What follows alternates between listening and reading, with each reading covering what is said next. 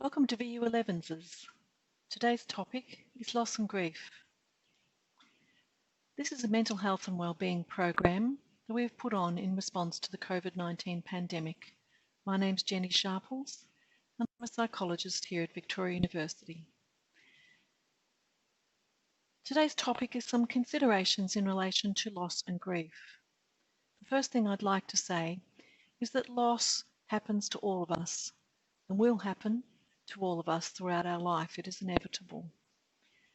And grief is a normal response to loss. Mourning loss, the experience of mourning loss is a process, and it's a very important life experience, one that we perhaps don't talk about often enough. It's a very personal experience, but it generally also occurs within a social and a cultural framework. Individuals' experiences vary widely, and societies and groups such as family members and friends will have expectations of what our behaviour should be during mourning, and our culture and the cultures that we are associated with also impact our expression of grief and provide expectations for our behaviour. It's important to know that the characteristics of grief at an individual level vary very widely. Here are some of them that some people may experience during the process of grief. Shock and alarm, acute distress, which might involve crying and sobbing, or might involve numbness and quietness, sadness, anguish, pining and preoccupation, an urge to search for the lost person. Anxiety and anxiety attacks are common in this period. Feelings of anger towards the person who's died, guilt, feelings of persecution, paranoid thoughts, feelings of internal loss, part of me has died. Physical symptoms like weakness and breathlessness, changes in thoughts, lack of attention to hazards, difficulties in concentration, trouble in thinking, sleep disturbance, feeling there's no point to life, changes in attitudes, feeling a sense of presence of the dead person, such as a visitation or the presence of the person in animals, are common experiences. Repeated thinking about events surrounding the death, reviewing those thoughts, and idealisation of the deceased. All of these are common characteristics of grief that may be experienced by you or your loved one. Acute grief is what we call the first phase of our reaction to loss. There's the immediate impact of the loss. This is where the reaction can be most intense, and particularly where death was unexpected. If death may have been expected through terminal illness or perhaps advancing age, there may have been some anticipatory grieving before the loss has actually occurred. It's important to keep in mind, though, that this won't eliminate the impact of the actual death. Acute grief reactions continue after the immediate reaction. One of the first tasks is for us to accept the reality of the loss. There's initially a sense of unreality. This wasn't happening earlier this morning. Can it really be happening now? Could it really be true? There may be searching behaviour, looking for the person. Even though one knows intellectually that a death has happened, time is needed for this to be understood emotionally by us. Time for the heart to understand the loss. This process of acceptance may take some time, and it involves feeling pain.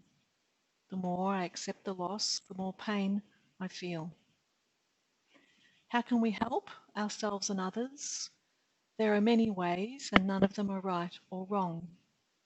Rituals, such as viewing a body, funeral rites, visiting a grave, disposing of belongings, eulogies, writing obituaries, or telling others about the loss, talking about the person, using their name, honouring their existence, giving up, linking objects, farewelling significant locations, returning to activities that were once shared, and physical reorganising or restructuring of previous shared environments. None of these things are right or wrong, but they can help across time to accept the reality of the loss. A word on grief and sadness. People experience alternating grief and calm. Grief doesn't disappear gradually, but is present some of the time and not at other times, and tends to occur in waves. Acknowledging sadness might involve feeling pain, anger, or frustration. And social expectations might either encourage denial of pain or facilitate expression of pain or encourage negation of emotional experience. So how can we help ourselves or others to experience and process grief and sadness? These are some ways, and again, none of them are right or wrong. They might include journaling, writing things down, looking at photographs on your own or with others, looking at videos, thinking about memories, sharing memories, telling stories of experiences with the person, thinking of meaning. Also looking to poetry, books, film, the arts in general for cultural expressions of loss and grief. Going to chosen locations where one might feel it's reasonable to experience grief and loss, might be quiet places, might be previously shared places, might be places in nature, might be visiting with loved ones. Memorialising, thinking about what is missing.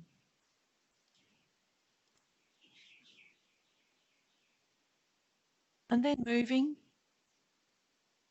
at whatever point it might occur to recovery. And here are some words about what recovery might be. We don't really think about anyone getting over a loss or being past a loss, but really more thinking about recovery versus falling into despair. Recovery would look like a reduction in the painful emotions experienced. So not no painful emotions, not never shedding a tear, but a reduction and a re-engagement in life and in relationships. Not a complete return to the previous state before the loss, because change is inevitable. Idealisation of the deceased person would gradually move towards a more realistic picture, a way in which the person might be remembered now across the years. Acute mourning might be thought to have finished when the loved one can be remembered without a painful, wrenching intensity, and when the person is able to reinvest emotions in activities and relationships of life.